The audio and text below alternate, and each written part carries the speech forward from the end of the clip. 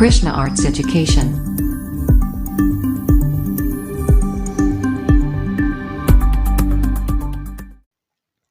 Hello friends, welcome है आप सभी का आपके इस कृष्णा आर्ट्स एजुकेशन चैनल में, जो बोर्ड एग्ज़ाम की तैयारी करवाने के लिए नंबर 1 यूट्यूब चैनल है। इसलिए इस चैनल को आपने अभी तक सब्सक्राइब नहीं किया तो इस चैनल को सब्सक्राइब कर दें और साइड के बेल नोटिफिकेशन को प्रेस कर दें ताकि हमारी वीडियो का लेटेस्ट नोटिफिकेशन आप तक सबसे पहले पहुँच सके। और अगर आप हमारे इस यूट्यूब चैनल पर नए हैं तो आप टेलीग्राम चैनल में भी ज्वाइन हो जाएं। टेलीग्राम चैनल का लिंक डिस्क्रिप्शन में दिया हुआ है, क्योंकि इस चैनल का जो भी स्टडी मटेरियल आपको प्रोवाइड किया जाएगा वो टेलीग्राम चैनल के माध्यम से ही किया जाएगा। स्टडी मटेरियल में आपको सभी सब्जेक्ट का चैप्टर बाय चैप्टर ऑब्जेक्टिव और सब्जेक्टिव क्वेश्चंस का पीडीएफ दिया जाएगा, इसलिए आप टेलीग्राम चैनल को अवश्य ज्वाइन कर लें। तो चलिए इस वीडियो में आगे की ओर बढ़ते हैं। इसमें हम आपको कक्षा 10 का विज्ञान, जो विज्ञान का एक भाग है रसायन शास्त्र केमिस्ट्री, उसका 5वां पार्ट तत्वों का वर्गीकरण, क्लासिफिकेशन ऑफ एलिमेंट्स का सब्जेक्टिव क्वेश्चंस करवाने वाले हैं। इस वीडियो में हम आपके साथ इस चैप्टर का 1 से लेकर 9 तक के सब्जेक्टिव क्वेश्चंस को कवर करने वाले हैं। तो चलिए इसमें आगे की ओर बढ़ते हैं। हमारा पहला क्वेश्चन है, न्यूलैंड के अष्टक सिद्धांत की क्या सीमाएं हैं। न्यूलैंड का एक अष्टक सिद्धांत था, तो उसके अष्टक सिद्धांत की क्या क्या सीमाएं हैं। तो न्यूलैंड के अष्टक सिद्धांत की सीमाएं निम्नलिखित हैं। अष्टक का सिद्धांत केवल कैल्शियम तक ही लागू होता था, क्योंकि कैल्शियम के बाद प्रत्येक 8वें तत्व का गुणधर्म पहले तत्व से नहीं मिलता था। जो अष्टक का सिद्धांत था, जो न्यूलैंड का अष्टक सिद्धांत था, वह केवल कैल्शियम तक ही लागू होता था, क्योंकि कैल्शियम के बाद प्रत्येक 8वें तत्व का जो गुणधर्म होता था वह पहले तत्व से नहीं मिलता था। इसलिए आपको ध्यान में रखना है कि जो न्यूलैंड का अष्टक सिद्धांत था वह केवल कैल्शियम तक ही लागू होता था, और कैल्शियम के बाद प्रत्येक 8वें तत्व का गुणधर्म पहले से नहीं मिलता था, इसीलिए वह कैल्शियम तक ही लागू होता था। इसके बाद इसका दूसरा नियम है, सिद्धांत है कि बाद में कई नए तत्व पाए गए जिनके गुणधर्म अष्टक सिद्धांत से मेल नहीं खाते थे, और बाद में कुछ ऐसे नए तत्व पाए गए थे जिनके गुणधर्म न्यूलैंड के अष्टक सिद्धांत से नहीं मेल खाते थे। और अपनी सारणी में इन तत्वों को समंजित करने के लिए न्यूलैंड ने 2 तत्वों को एक साथ रख दिया और कुछ असमान तत्वों को एक स्थान में रख दिया। जब न्यूलैंड ने अपनी सारणी में इन तत्वों को समंजित करने के लिए न्यूलैंड ने 2 तत्वों को एक स्थान पर रख दिया और कुछ असमान तत्वों को एक स्थान पर रख दिया। जैसे कि उदाहरण में दिया गया है कि कोबाल्ट तथा निकेल एक साथ है, कोबाल्ट तथा निकेल एक साथ है तथा इन्हें एक साथ उसी स्तंभ में रखा गया है जिसमें फ्लूओरीन, क्लोरीन एवं ब्रोमीन है। इन दोनों को ऐसे स्तंभ में रखा गया है जिस स्तंभ में पहले से ही फ्लोरीन, क्लोरीन एवं ब्रोमीन मौजूद है। यद्यपि इनके गुणधर्म उन दोनों तत्वों से भिन्न भिन्न है। आयरन को कोबाल्ट एवं निकेल से दूर रखा गया है। जो आयरन है उसको कोबाल्ट एवं निकेल से दूर रखा गया है, जबकि उनके गुणधर्मों में समानता होती है।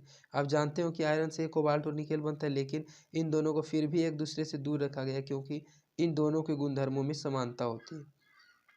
तो इसके आपने अष्टक सिद्धांत के 3 सिद्धांत को पढ़े कि पहला तो अष्टक का सिद्धांत केवल कैल्शियम तक ही लागू होता है, और इसका दूसरा सिद्धांत यह है कि बाद में कुछ ऐसे नए तत्व पाए गए थे जिनके गुणधर्म अष्टक सिद्धांत से बिल्कुल ही मेल नहीं खाते थे, और इसने अपनी सारणी में कुछ तत्वों को समंजित करने के लिए न्यूलैंड ने 2 तत्वों को एक साथ रख दिया था, लेकिन और कुछ असमान तत्वों को एक स्थान पर रख दिया था। तो यही सब न्यूलैंड के अष्टक सिद्धांत की सीमाएं हैं।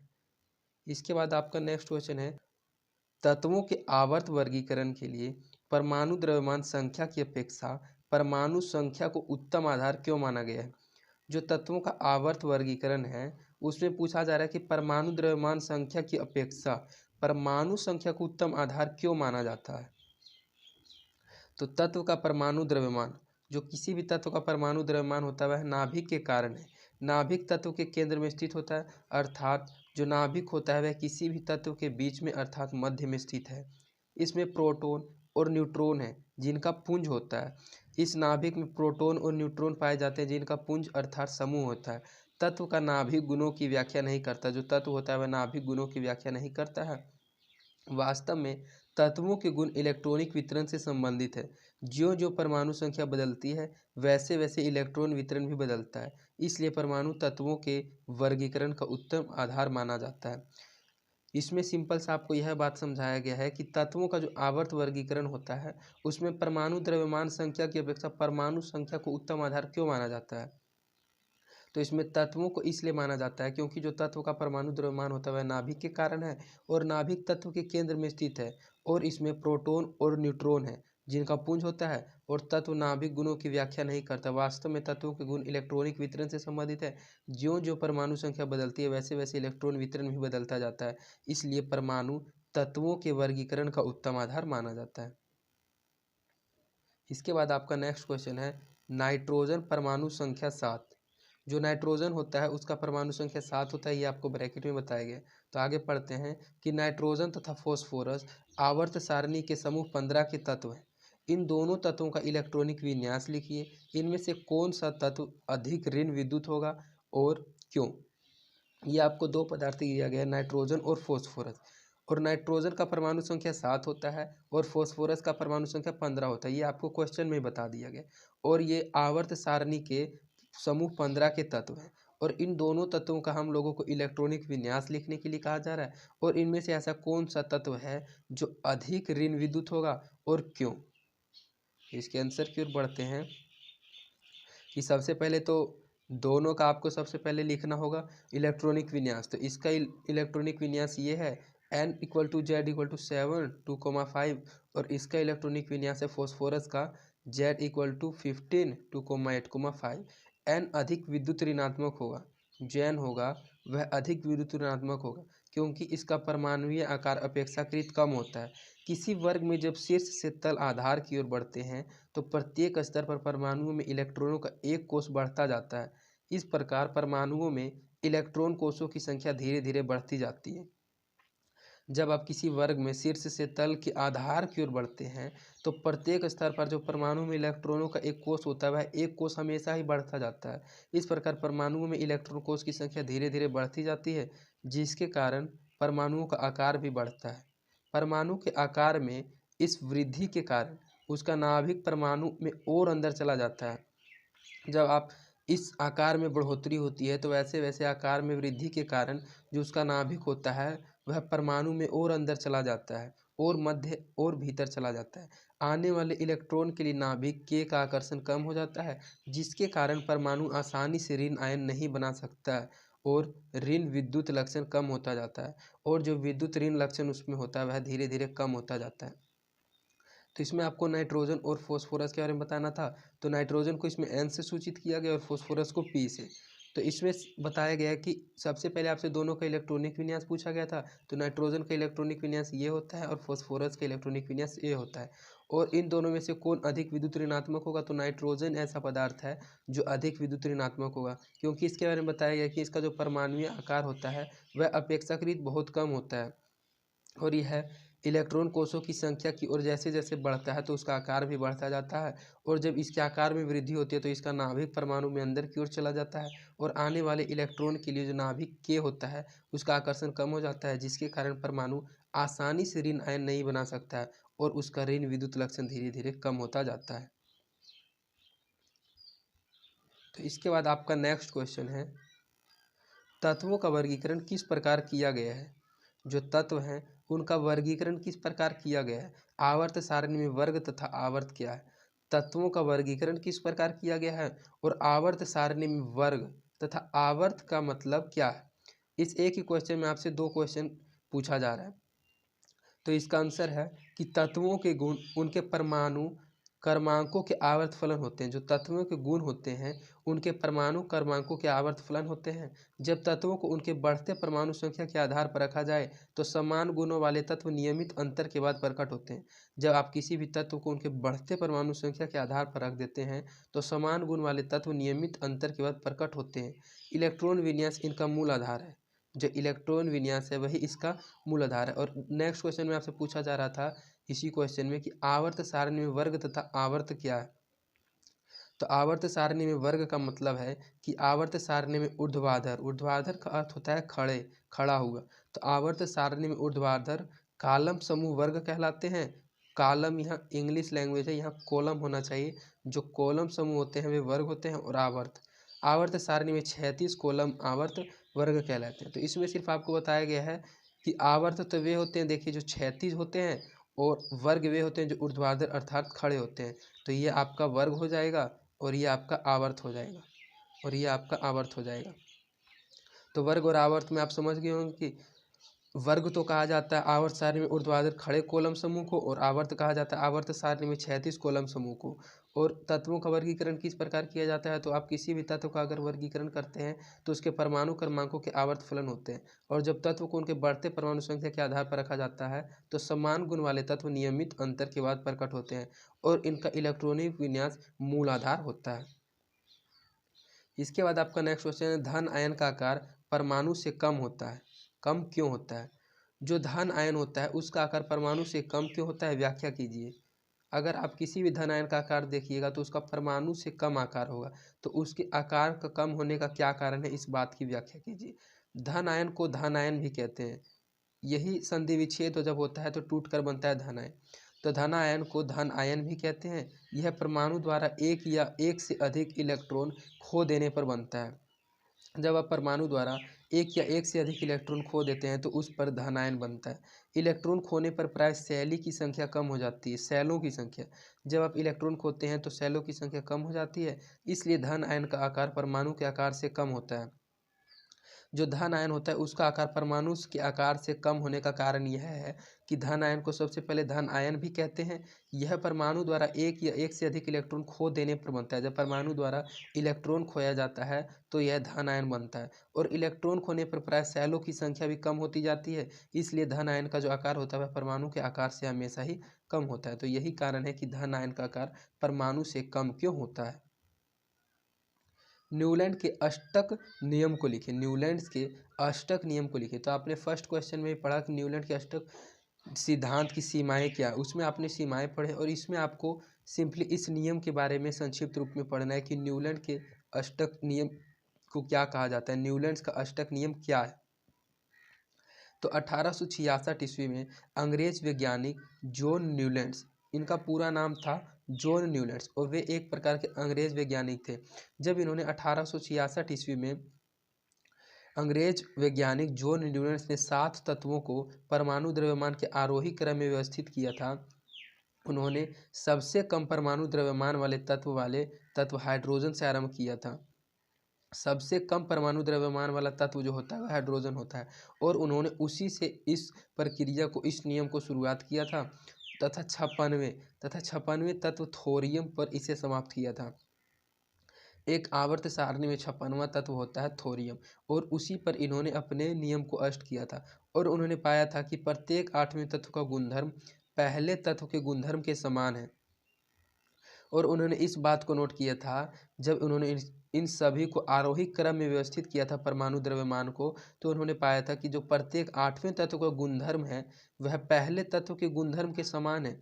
उन्होंने इसकी तुलना संगीत के अष्टक से इसलिए की क्योंकि उन्हें अष्टक सिद्धांत कहा। आपने एक संगीत से रिलेटेड ऑब्जेक्टिव क्वेश्चन भी सेकंड पार्ट वाले वीडियो में हमने आपको पढ़ाया था, तो वो इसी चैप्टर का था। हमने कहा था कि नहीं ये नेक्स्ट सब्जेक्ट का आ गया, लेकिन ये जो न्यूलैंड्स वैज्ञानिक थे उन्होंने इसकी तुलना संगीत के अष्टक से की थी, और इसलिए इन्होंने अष्टक का सिद्धांत कहा। इसे न्यूलैंड्स का अष्टक सिद्धांत कहा जाता है। और यह जो नियम है कि प्रत्येक 8वें तत्व का गुणधर्म पहले तत्व के गुणधर्म के समान है, इस नियम को न्यूलैंड्स का अष्टक सिद्धांत के नाम से जाना जाता है। तो यही था न्यूलैंड के अष्टक नियम। तो इसमें आपको सीधा सीधी समझना है कि 1866 ईस्वी में अंग्रेज वैज्ञानिक थे एक जॉन न्यूलैंड्स, और उन्होंने 7 तत्वों को परमाणु द्रव्यमान के आरोही क्रम में व्यवस्थित करने के लिए किया था। और आपको ध्यान रखना है कि इन्होंने तो शुरुआत तो किया था हाइड्रोजन से, और 56वें तत्व थोरियम पर इसे समाप्त किया था। और उन्होंने जब इसको आरोही क्रम में व्यवस्थित कर दिया था तो उन्होंने देखा था कि जो प्रत्येक 8वें तत्व का गुणधर्म है वह पहले तत्व के गुणधर्म के समान है, और इसी नियम को न्यूलैंड्स का अष्टक सिद्धांत कहा जाता है। इसके बाद आपका 7वां क्वेश्चन है, तत्वों के वर्गीकरण में डोबेराइनर के क्या आधार थे। डोबेराइनर भी एक वैज्ञानिक का नाम है, और पूछा जा रहा है कि तत्वों के वर्गीकरण में अर्थात तत्वों को बांटने में डोबेराइनर के क्या आधार थे, डोबेराइनर के क्या महत्व थे। तो डोबेराइनर के समान गुणधर्म वाले तत्वों को समूह व्यवस्थित करने का प्रयास किया। जो डोबेराइनर थे उन्होंने समान गुणधर्म वाले तत्वों को समूहों में व्यवस्थित करने का प्रयास किया। उन्होंने 3 3 तत्व वाले कुछ समूहों को चुना और उन समूहों को त्रिक कहा। एक त्रिक से रिलेटेड आपने ऑब्जेक्टिव क्वेश्चन भी पढ़ा था जिसका आंसर आपने हमको बताया था डोवेराइनर। तो इसमें वही बात बताया गया कि उन्होंने तीन तीन तत्व वाले कुछ समूहों को चुना था और उन समूहों को त्रिक नाम रखा था। डोवेराइनर ने बताया कि त्रिक के तीनों तत्व को उनके परमाणु द्रव्यमान के आरोही क्रम में रखने पर बीच वाले तत्व का परमाणु द्रव्यमान अन्य दो परमाणु द्रव्यमान का लगभग औसत होता है। और उन्होंने एक नियम के बारे में बताया था कि जो आप उसको आरोही क्रम में रखते हैं तो बीच वाले तत्व का परमाणु द्रव्यमान अन्य दो तत्व परमाणुओं के द्रव्यमान का लगभग औसत होता है। तो इसीलिए तत्वों के वर्गीकरण में डोवेराइनर के मुख्य आधार थे। और इस आधार में आपको सिर्फ इतना समझना है कि उन्होंने तीन तीन तत्व वाले कुछ समूहों को चुना था और उन समूहों को त्रिक नाम रखा था। और डोवेराइनर ने एक बात यह भी बताया था कि त्रिक के तीनों तत्वों का उनके परमाणु द्रव्यमान को जब आप आरोही क्रम में रखते हैं तो बीच वाले तत्व का परमाणु द्रव्यमान अन्य अगल बगल वाले द्रव्यमान तत्वों के परमाणु के द्रव्यमान का लगभग औसत होता है। इसके बाद आपका नेक्स्ट क्वेश्चन है, आवर्त में बाईं से दाईं ओर जाने पर इलेक्ट्रॉन ग्रहण करने की प्रवृत्ति कैसे परिवर्तित होती है। जब आप आवर्त में बाईं से दाईं ओर जाते हैं तो इलेक्ट्रॉन ग्रहण करने की प्रवृत्ति अर्थात प्रकृति कैसे परिवर्तित होगी। तो आवर्त में बाईं से दाईं ओर बढ़ने पर बाहरी कोश में इलेक्ट्रॉनों की संख्या क्रमानुसार बढ़ती जाती है। जब आवर्त में बाईं से दाईं ओर बढ़ा जाता है तो जो बाहरी कोश में इलेक्ट्रॉन की संख्या होती है वह क्रमानुसार धीरे धीरे बढ़ती जाती है। अतः अष्टक की प्राप्ति में एकांतर रूप से कम इलेक्ट्रॉनों की आवश्यकता होती है, अतः इलेक्ट्रॉन गढ़ने की प्रवृत्ति बढ़ती है। और जो अष्टक की प्राप्ति होती है उसमें एकांतर रूप में बहुत कम इलेक्ट्रॉनों की आवश्यकता होती है, अतः जो इलेक्ट्रॉन ग्रहण करने की प्रकृति होती है वह बढ़ती जाती है। तो यही कारण है कि आवर्त सारणी में बाईं से दाएं जाने पर इलेक्ट्रॉन ग्रहण करने की प्रवृत्ति बढ़ती है। और इसका बढ़ने का कारण यह है कि अगर आप आवर्त सारणी में बाएं से दाएं की ओर जाते हैं तो जो इलेक्ट्रॉनों की संख्या होगी वह क्रमानुसार बढ़ती हुई जाएगी। तत्वों के इलेक्ट्रॉनिक विन्यास का आधुनिक आवर्त सारणी में तत्व की स्थिति से क्या संबंध है। जो तत्वों का इलेक्ट्रॉनिक विन्यास है उसका आधुनिक आवर्त सारणी में तत्व की स्थिति से क्या संबंध है। तो इसमें आपको बताया गया है कि आधुनिक आवर्त सारणी तत्वों के परमाणु संख्या को आरोही क्रम में सजाया गया है। जो आधुनिक आवर्त सारणी है उसमें तत्वों के परमाणु संख्या को आरोही क्रम में सजाया गया है। अगर एक तत्व Mg का मतलब होता है मैग्नीशियम जिसका परमाणु संख्या 12 होता है तो आवर्त सारणी में एल्युमिनियम परमाणु संख्या 13 को एक ही आवर्त में रखा गया है, जबकि Mg समूह 2 में और एल्युमिनियम समूह 13 में है। Mg का इलेक्ट्रॉनिक विन्यास 282 है और एल्युमिनियम का इलेक्ट्रॉनिक विन्यास 283 है। आवर्त में लगातार बाईं से दाईं ओर जाने पर संयोजकता जो इलेक्ट्रॉन में क्रमानुसार एक इलेक्ट्रॉन की वृद्धि होती है। इससे पहले वाले आपने क्वेश्चन में पढ़ा था कि जब आप आवर्त में लगातार बाएं से दाईं ओर जाते हैं तो जो इलेक्ट्रॉन की संख्या होती है वह क्रमानुसार बढ़ती जाती है। इसी प्रकार एक समूह 2 में Mg 12 और कैल्शियम परमाणु संख्या 20, कैल्शियम का जो परमाणु संख्या होता है वह 20 होता है, लिया जाए तो इनका इलेक्ट्रॉनिक विन्यास 282 और 2,8,8,2 प्राप्त होता है। इन्हें एक समूह में रखा गया है, लेकिन Mg में 3 कोष, Cu कॉपर में 4 कोष प्राप्त होते हैं। दोनों तत्वों की संयोजकता समान अर्थात 2 है, लेकिन Mg का जो परमाणु साइज है वह Ca के परमाणु साइज से छोटा है। अतः जो इलेक्ट्रॉनिक विन्यास के आधार पर इनके परमाणु संख्या को ध्यान में रखकर तत्वों को आवर्त सारणी में स्थान दिया गया है। अतः तत्वों के इलेक्ट्रॉनिक विन्यास का आधुनिक आवर्त सारणी तत्वों की स्थिति में संबंध है। किसी भी तत्व को आवर्त सारणी में देखकर उसके बारे में अधिक जानकारी प्राप्त की जा सकती है। इसमें सिर्फ इतना पूछा गया था कि तत्वों का इलेक्ट्रॉनिक विन्यास जो होता है वह आधुनिक आवर्त स्थिति में तत्व की स्थिति से क्या संबंध है। तो आधुनिक आवर्त सारणी से हमको यह फ़ायदा है कि हम उसमें किसी भी तत्व को देखकर उसका पूरा जानकारी ले सकते हैं कि उसका परमाणु संख्या क्या है, उसका इलेक्ट्रॉनिक विन्यास क्या है, उसका परमाणु द्रव्यमान क्या है। तो इस प्रकार आपका इस वीडियो में 9 सब्जेक्टिव क्वेश्चंस को कंप्लीट करा दिया गया है और इसके बाद इसका नेक्स्ट वीडियो भी लाया जाएगा। तो अगर आपको हमारी वीडियोस पसंद आती है तो आप अपने दोस्तों के बीच इन वीडियोस को ज़रूर शेयर करें और आप हमारे वीडियोस को लाइक भी ज़रूर करें। इससे हमारा मोटिवेशन बना हुआ रहता है। तो आज के लिए इतना ही, धन्यवाद।